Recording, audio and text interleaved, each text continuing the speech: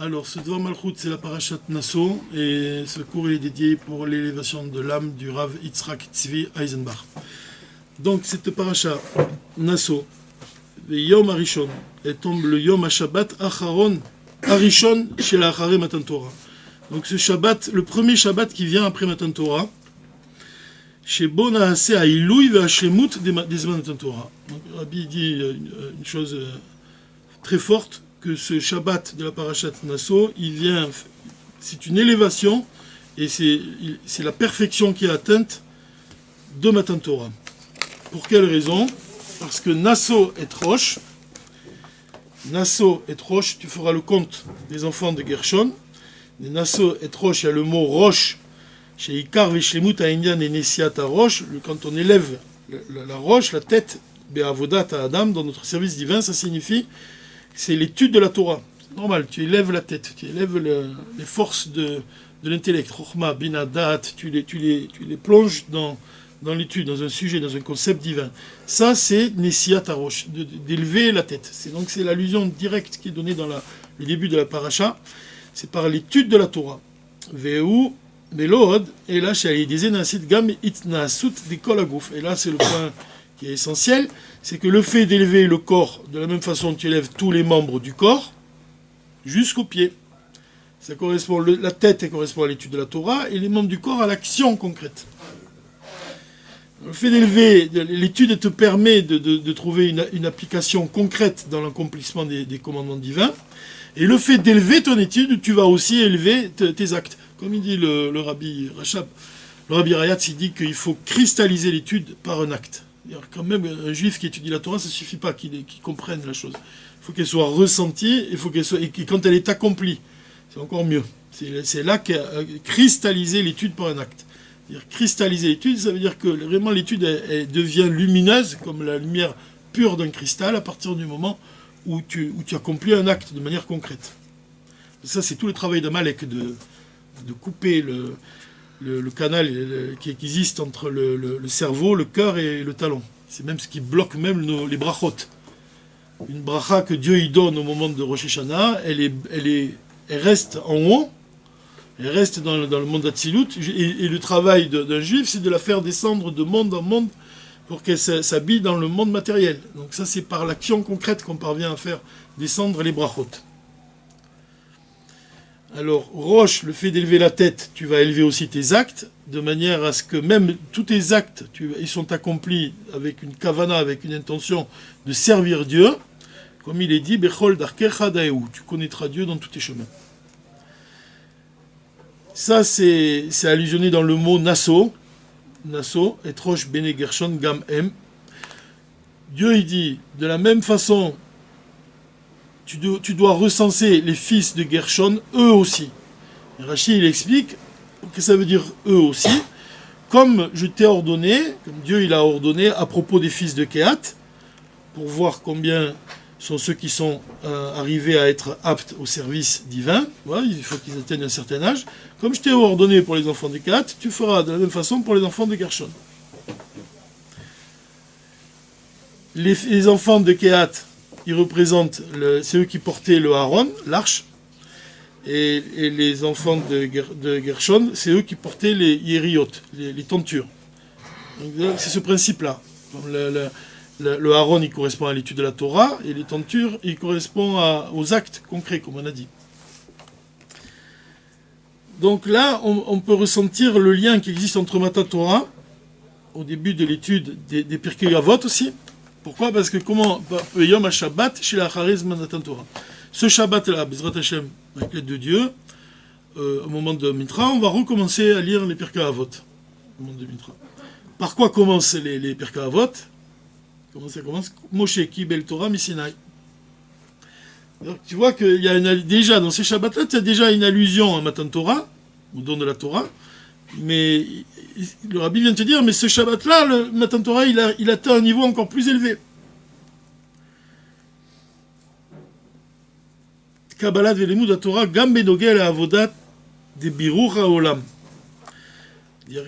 Ce qui est important, c'est la Torah elle nous permet de raffiner ce monde. Le monde, le monde, il repose sur trois choses. sur la Torah, sur le Avoda, sur la Tfila, Val Gimlut Rasadim, sur la Tzedaka, sur les bonnes actions. Val Shlosha Devarim Aolam Kayam. Et sur 3 choses, le monde il subsiste au moins de 3 choses. C'est quoi? C'est le din, Ve'al Emet, Ve'al Shalom. Umize Mouvan Shemizvan Natan Torah Ve'yemet Tashlumin, Lesiumam Bechotma Beshabbat Parashat Naso, Sheaz Mitradesh Klalut Aïna de Matan Torah. Kebepam Arishona. Ce Shabbat-là, Mitradesh, il y a un chidouche de Matan Torah, ce Shabbat. Itratchut ve'osafa, il dit. Et même un ajout en plus. Il y a quelque chose de plus au Shabbat Parashat Naso qu'il n'y a pas eu au moment de Matan Torah. Et alors, comme il y a un chidouche dans la Torah, il va aller aider dans Sidgam Itratchut be'amidat ve'kiyum ha'olam bezman Matan Torah. Il y a aussi un chidouche dans le, comme il dit, dans le amidat ve'kiyum ha'olam bezman Matan Torah, c'est-à-dire dans les sujets de, comme on a dit, dans le din, dans le emet, dans le shalom, dans la tzedaka, dans la tfila, dans l'étude de la Torah. Il y a vraiment un chidouche qui s'opère dans tous les sujets. Il faut aussi savoir que que noten la Torah, celui qui donne la Torah, c'est Dieu, c'est la Shon Ové, c'est au présent. Donc ça veut dire que Dieu il donne la Torah. Quand on dit qu'il y a un chidouche au Parashat Naso, c'est que le don de la Torah, il ne se limite pas au don de la Torah de Matan Torah du jour de Shavuot, il continue. C'est tous les jours. Et tous les jours, on doit agir, on doit aller de Michaïl Lechaïl, de prodige en prodige. Donc, de la même façon qu'il y a un chidouche dans la création au moment de Rosh Hashanah, quand on parle de quoi à Rosh Hashanah? On demande à Dieu d'être roi sur nous, de renouveler la création, de recréer le monde, de lui donner une nouvelle lumière. Mais comme on sait que Bereshit bara Elokim, Yom HaShishi, comme on a dit, Dieu il a posé une condition dans la création du monde. Yom HaShishi. Le He de Shishi, il aurait pu dire Yom Shishi, il n'a pas dit Yom Shishi, il a dit Yom HaShishi. Le He, il fait allusion au don de la Torah, le 6 Sivan, Yom HaShishi. C'est le don de la Torah. Donc la création, elle est liée avec la Torah. De la même façon que Dieu, au moment de Rosh Hashanah, il apporte une nouvelle lumière dans le monde, au moment de Shavuot, il apporte aussi une lumière nouvelle dans le monde, au niveau spirituel. Il renouvelle l'âme de ce monde, il renouvelle l'âme de la Torah. On doit vraiment comprendre que les deux sont liés, pas seulement dans les versets, on voit qu'ils sont liés de manière concrète. Donc s'il y a un chidouche dans la création au moment de Rosh Hashanah, on doit comprendre qu'il y a un chidouche au moment de Shavuot aussi, et qui trouve sa perfection ce Shabbat. Shabbat Parashat Naso.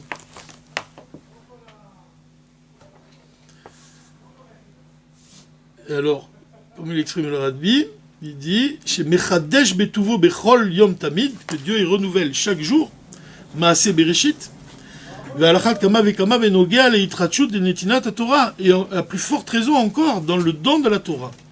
De Kevan chez Briat Haolam I Aliede à Torah. La création du monde et comment il crée le monde Dieu par la Torah. De quelle manière? Istakel be'oraïta ou bara alma. Que Dieu il regarde dans la Torah, il crée le monde. Tu pourrais dire même un architecte. L'architecte il établit un plan et à partir du plan il va créer le monde. Donc de la même façon, la Torah c'est un plan d'architecte. Il regarde dans son plan et il crée le monde. Donc le plan et le monde lui-même ils sont liés l'un avec l'autre. Valier disait Naasid Gam Itratchut Abria. Donc le fait qu'il y ait un chidouche au moment de Shavuot dans la Torah, qu'il y a un chidouche aussi, chidouche c'est la nouveauté, quelque chose de nouveau, qu'il y a un chidouche dans la création, dans le monde lui-même, dans toute la création.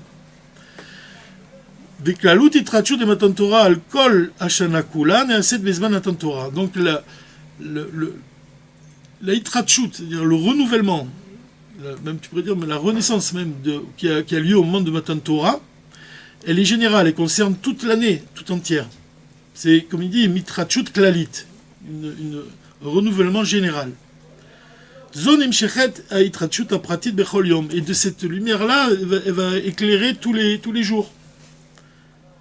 Como beitrachut abria, de la même façon, comme le renouvellement de la création, au moment de, quand on parle à Rosh Hashanah, Bereshit. Chez Berosh Hashanah, la cette kalut itrachut abria al kol Hashanah kula. On a dit que Dieu il envoie une lumière pour toute l'année.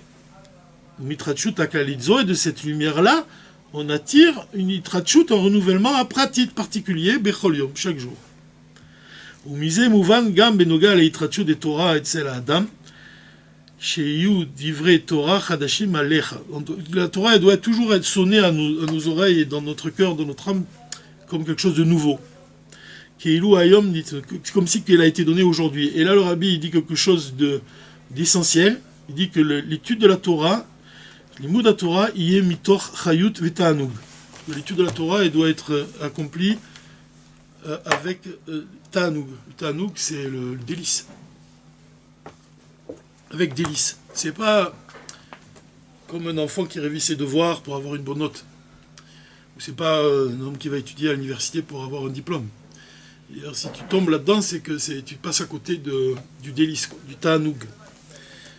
Chayut, même, la vitalité, même. On doit l'étudier avec vitalité. On dit que le Arizal, il transpirait quand il étudiait la halakha. Transpirait. Mais ta'anoug, et le délice.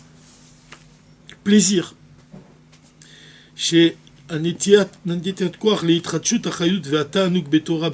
comment on attire ce plaisir-là tous les jours? Ce plaisir-là, il vient déjà du jour de Matan Torah, du don de la Torah. Et le Shabbat qui vient après Matan Torah, il y a un chidouche nusaf, il y a quelque chose encore de nouveau dans Beklalut Aïnyan et Matan Torah. C'est pour ça qu'on dit Naso et Rosh, Nesiat Rosh. Comme on a dit, la tête qui s'élève. Chez Matrilim, Odepam, Moshe Kibel Torah Misinai. Matan Torah Chadash, il dit même. C'est intéressant. Il dit c'est un nouveau Matan Torah. Yadoua chez Af, chez Matan Torah, Nitna Kol Inyane Torah. Au moment de Matan Torah, tous les sujets de la Torah, ils ont été donnés. Pas seulement les 10 commandements, mais même la Torah écrite. Toute la Torah écrite. Toute la Gemara, tout le Shulchan Aruch. Beyachan Imperusha Betorah chez Baal Peh. Avec la Torah, avec son explication. Quand je dis la Torah écrite, toute la Torah écrite, je parle des 5 livres du Chumash. Et avec ça, toute l'explication, Betorah chez Baal Peh, c'est le Shulchan Aruch, la Gemara. Kula.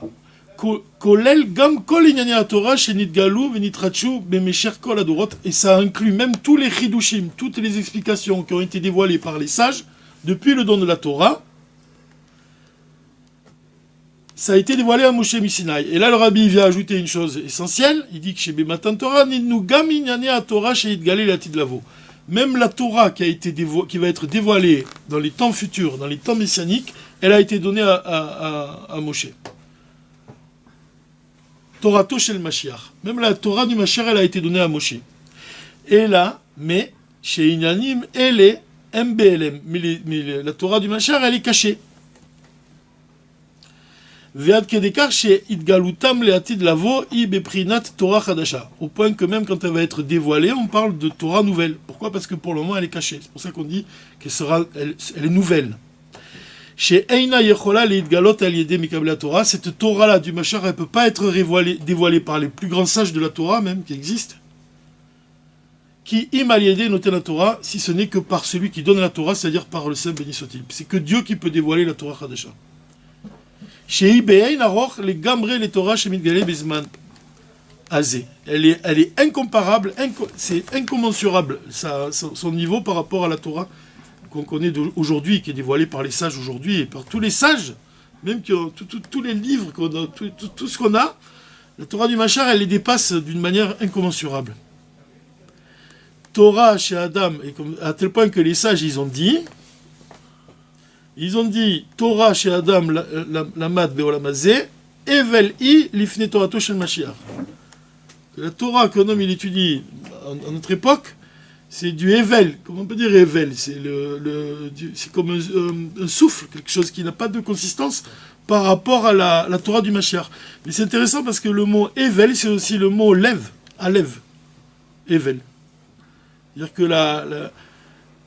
que tu peux dire comme ça. Qu'est-ce que ça veut dire que la Torah du Mashiach, la Torah qu'on connaît, elle est comme du Evel, c'est-à-dire comme un souffle par rapport à à la Torah du Mashiach, tu peux penser, pourquoi les sages ont employé ce mot Evel, tu peux penser que la Torah du Mashiach, c'est l'origine même du souffle. C'est ce qui est écrit dans le Tanya, quand Dieu il dit qu'il a insufflé l'âme juive, et que elle vient du souffle divin, pas du souffle de la parole, ça c'est Evel. Elle vient de plus profond que Evel, l'origine même, là où naît le souffle. Comme il dit, de sa profondeur, de la profondeur de l'homme, c'est-à-dire de la pensée de Dieu. C'est ça l'âme qui est l'âme juive, elle provient de la profondeur du souffle. Ici c'est la même chose, ici, il y a une allusion à ça. Que la Torah qu'on connaît, elle est comme un souffle, c'est-à-dire qu'elle est superficielle par rapport à la force profonde, l'endroit d'où vient le souffle. C'est quoi? C'est l'essence de la Torah. C'est ça la Torah du Mashiach, c'est l'essence de la Torah.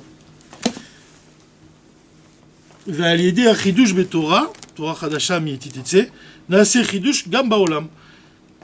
Le fait qu'il va y avoir un chidush dans la Torah, le fait que Dieu il va dévoiler l'essence de la Torah, il va aussi dévoiler un nouveau monde. Shamaim chadashim, ve'eretz chadasha, un ciel nouveau, une terre nouvelle. Asher ani oseh, que moi je fais. Ani oseh daika, c'est moi qui le fais. Miiti tetse. Et là il y a quelque chose de très fort que le Rabbi vient de dire ici. Comment les mondes y sont créés? Comment la matière elle est créée? Par le souffle divin. Elle est créée par le souffle divin, comme c'est écrit, mi ain leyesh. C'est-à-dire à partir du néant, Dieu il est capable de créer l'existence. Cette force-là que Dieu il possède, elle vient d'où? C'est l'essence divine. C'est seulement l'essence divine qui est capable de créer à partir du néant l'existence, le monde, la réalité. La réalité, elle vient de rien, du néant. C'est seul Dieu qui est capable d'amener les mondes à l'existence. L'homme, il est dans la Gemara, c'est écrit que l'homme, il est capable de créer à partir d'une chose qui est déjà créée. Façonner une chose à partir d'une chose qui est déjà créée. Seul Dieu, il est capable de créer à partir du néant. Cette force-là, on ne la voit pas. La force divine. Et on ne la voit pas, cette force-là. On voit la matière, mais on ne voit pas la parole de Dieu qui est à l'intérieur de la matière. On ne la voit pas. Le chidouche qu'il va y avoir dans la création, c'est celui-là. C'est qu'on va voir la parole de Dieu qui crée les mondes à partir du néant. De la même façon, tu peux comprendre que ce chidouche-là, il résulte du chidouche qu'il va y avoir dans la Torah. Ça veut dire quoi? Ça veut dire que même dans la Torah que tu vois pour le moment, qui est devant toi, tu pourrais dire que si Dieu lui révèle la force de son essence, c'est comme si que les mots que tu vois, Dieu lui-même il les dit, et que tu peux ressentir même le souffle divin au moment où il les dit. C'est-à-dire que ce ne sont plus des lettres qui sont écrites et qui sont inanimées, c'est la parole divine, elle va te toucher, tu pourras même la ressentir. C'est ça le chidouche qu'il va y avoir dans la création et dans la Torah.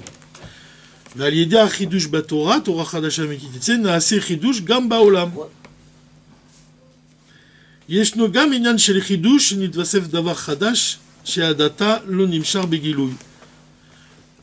C'est quoi un chidouche? C'est quand une chose elle va nous apparaître, elle existe mais on ne la voit pas, et elle est dans la Torah, elle est aussi dans ce monde. C'est pour ça que le prophète Ishaïa, il dit: comme ces cieux nouveaux et comme cette terre nouvelle que je ferai naître dureront devant moi, ainsi subsisteront votre descendance et votre nom. Tu vois, le prophète, il dit, Dieu il dit qu'il y a des cieux nouveaux qui vont apparaître, une terre nouvelle qui va apparaître. החידוש בתורה שמחדשים ומגלים תעלומות חוכמה שהיו כבושים בגולה עדתה. C'est quoi un chidouche?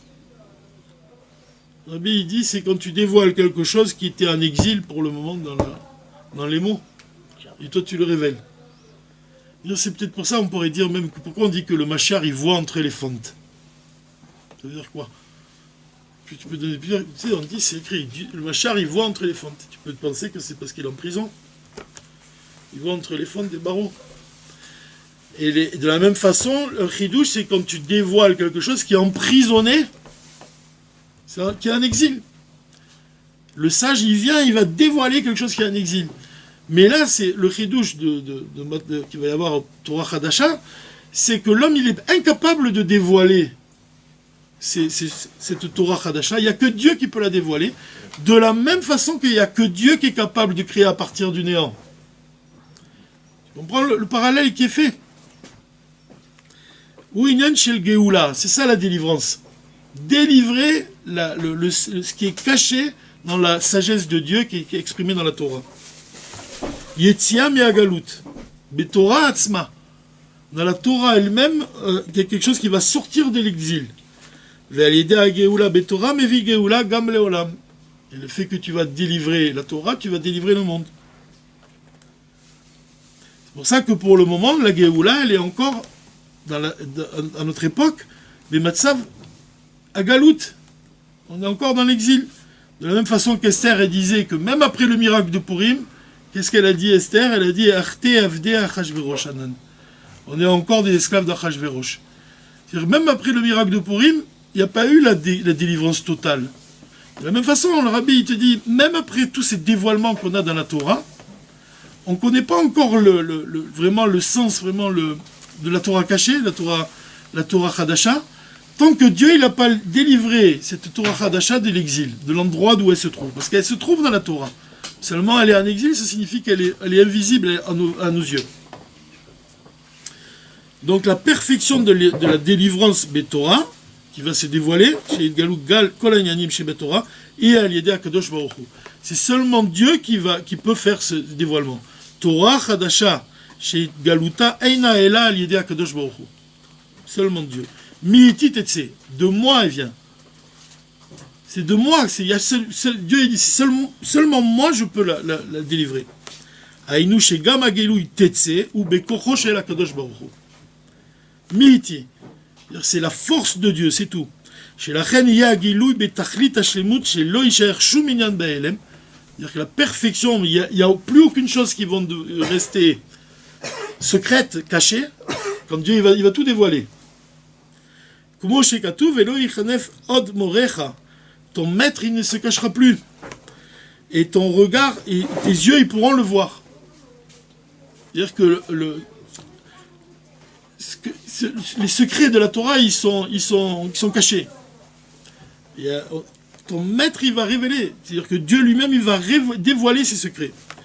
Et par cela, cette gamme, Geoula, Leolam, même par le fait de dévoiler les secrets de la Torah, il va délivrer le monde lui-même. Pourquoi Olam, c'est quoi? Ça vient les lettres de ELM. Ce qui est caché. Tu vois, le LM du Olam, ce qui est caché dans le monde, ça va apparaître à nos yeux. Qu'est-ce qui est caché à nos yeux pour le moment dans le monde? C'est quoi? Esther, c'est quoi? C'est la Chayut Eloki Sheba Olam, c'est la vitalité de Dieu qui est dans le monde. Le monde, on ne voit pas que c'est Dieu qui crée le monde. Quand tu regardes le monde, tu ne vois pas que c'est Dieu qui le crée à chaque instant. Alors que dans le Gan Eden, quand Adam et Chava ils se sont approchés de l'arbre pour manger du fruit, l'arbre il a dit ne mangez pas de mon fruit. C'est-à-dire que même l'arbre, il faisait la volonté de Dieu de manière dévoilée. Alors qu'aujourd'hui tu regardes un arbre, tu sais pas d'où il vient. Quelqu'un Dieu préserve, il n'a pas la Emouna, il peut penser que le monde il est BFKR, il est abandonné, qu'il n'a pas de propriétaire. Il dit dans les temps futurs, c'est cette vitalité-là qui va se dévoiler. Aujourd'hui, la vitalité du monde, elle est en exil. C'est quoi la délivrance du monde? Quand on dit la Geoula, que vient la Geoula, qu'est-ce que c'est? Chez Midbatel, les Gamré à Elem ben Esther, que ce qui cache la parole de Dieu, qui crée le monde, ça va disparaître. Ou Midgaler Chayut Eloki Sheba Olam, et va se dévoiler la vitalité qui est dans ce monde, la vitalité divine. Ve'od ve'ikar hashamaim chadashim be'aretz hachadasha asher ani oseh. Dieu il dit le ciel nouveau que je fais, ou la terre nouvelle que je fais, c'est je, Dieu. Lo rak itrachut de shamaim ba'aretz. C'est pas seulement le ciel et la terre qui ont été créés les 6 jours de la création. Comme qu'est-ce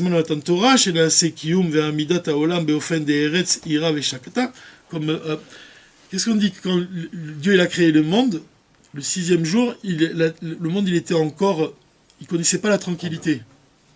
C'est le 7e jour, le jour du Shabbat, où il a connu la tranquillité, et il a le silence en fait, la paix, le shalom. Parce que c'est le Shabbat. Pourquoi? Parce que le rabbi il explique c'est quoi le Shabbat, c'est que le monde, il ne savait pas encore pourquoi il a été créé. C'est seulement le Shabbat que Dieu il révèle pour la raison pour laquelle le monde il existe. C'est seulement le Shabbat qui te donne ta mission à toi en tant que juif, ce que tu dois accomplir dans le monde. Et c'est uniquement quand tu connais ta mission que tu connais la tranquillité.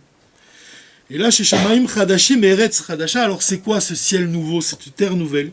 Chez Ikar Achidush Baem ou Beit Galut de Ani Ose. C'est que le ciel nouveau, la terre nouvelle, c'est quoi? C'est le dévoilement de je fais, de Dieu. Dieu qui dit c'est moi qui le fais. C'est-à-dire, chez Akoach Eloki, chez Meave et Hashamaim Vaaretz, Men Leesh Beofen Shel Richuk Vavdala et Nomit Gale Baem, Iye Begilou Mamash. C'est-à-dire que Dieu, pour le moment, il crée le monde de façon lointaine.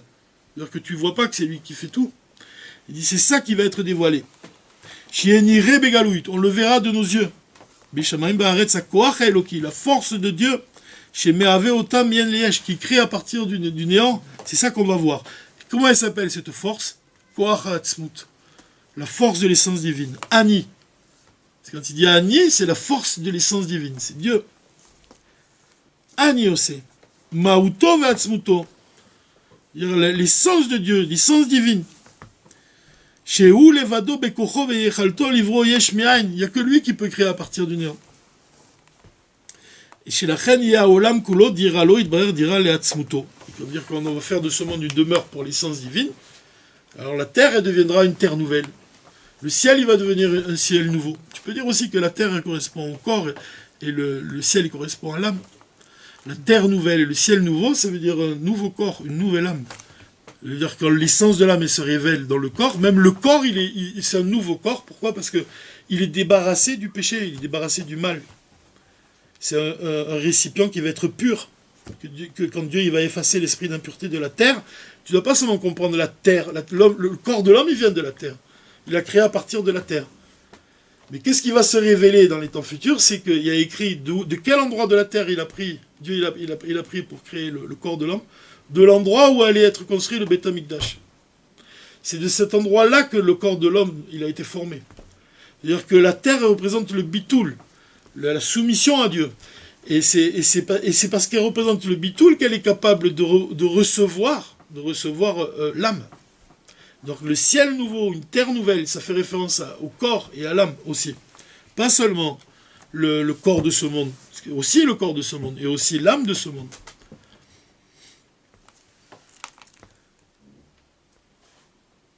Donc il n'y a plus rien qui va cacher la lumière de Dieu. Il n'y a plus rien qui va cacher. Or Hashem vient nigler la tite blishum levouche. Qui kvar aya leolamim, qui kvar aya Hashem leolamim, mais ainze beshat matan Torah. Il y avait déjà eu ce dévoilement au moment de Matan Torah, où Dieu il a révélé son essence. Mais là, ça va être encore plus fort. Ça va être encore plus élevé. Le don de la Torah nouvelle, il est encore plus élevé. Pourquoi? Parce que même après que Dieu il a réuni la terre et le ciel au moment de Matan Torah, tu peux dire que c'est le ciel qui a rencontré la terre, il y a eu malgré tout, la terre elle est restée dans l'exil. C'est-à-dire qu'on ne voit pas encore que le dévoilement de Dieu sur terre, on ne le voit pas encore. C'est seulement les Hatid là au moment de la révélation du Mashiach que va se dévoiler la partie la plus élevée de la Torah, Torah Chadasha, la Torah de Dieu, que Dieu va révéler par qui? Par l'intermédiaire du Mashiach. Qu'à ce moment-là, il n'y a plus rien qui va cacher nos yeux de la réalité divine. De quelle manière, maintenant, on parvient à ça? Nasso et Roche. C'est par l'étude de la Torah, bien sûr. Nasso et Roche, et l'étude de la partie profonde de la Torah. Mais aussi, c'est ça le point qui dit, c'est d'étudier la Torah mitor ta'anoug, en ressentant du plaisir. Pourquoi? Parce que le plaisir, il est au-delà même de tout l'enchaînement des mondes, au-delà même des mochines, même des forces de l'intellect, même de Chabad. Il n'y a rien de plus haut, comme ça il dit, Ve'at she'en le ma'ala mi oneg, le Rabbi il écrit. Il n'y a rien de plus haut que le oneg, que le plaisir. Donc je pense qu'on peut s'arrêter là. Et juste une chose, peut-être finir là-dessus, c'est que ça s'exprime tout ça en une seule voix, en un seul mot. Il y a écrit dans le Pesachim, dans le traité Pesachim, il y a écrit que Dieu il dit Beyom Aou Yi Hashem Echad Ushmo Echad. Que ce jour-là, le jour de la délivrance, Dieu, il est un et son nom, il est un. Et il y a écrit dans le traité Pesarim, Keshem Sha'ani Nirtav Kach Ani Nikra. C'est de la même, ça veut dire quoi? Ça veut dire que de la même façon que vous écrivez mon nom, Kach Ani Nikra, ainsi je serai invoqué. C'est-à-dire que dans les temps futurs, pour le moment, comment on écrit Dieu? On écrit Yud Ke Vav Ke. Et comment on dit Dieu? On écrit Ado. Pas la même chose. On ne sait pas écrire, on ne sait pas dire le nom de Dieu. Dans le temps futur, le nom de Dieu, on saura le dire. Comme un enfant qui saura appeler son père vraiment, pour le moment, on ne dit pas réellement le nom de notre père. Dans les temps futurs, ça, on le fera. Ce qui est intéressant, c'est ce que dit Dieu. Parce que c'est très beau. Il y a écrit dans le Gemara, Amar HaKadosh Baruch Hu. Dieu, il dit. De la même façon que mon nom, il est écrit, de la même façon, vous m'invoquerez. Et là, tu peux comprendre une chose.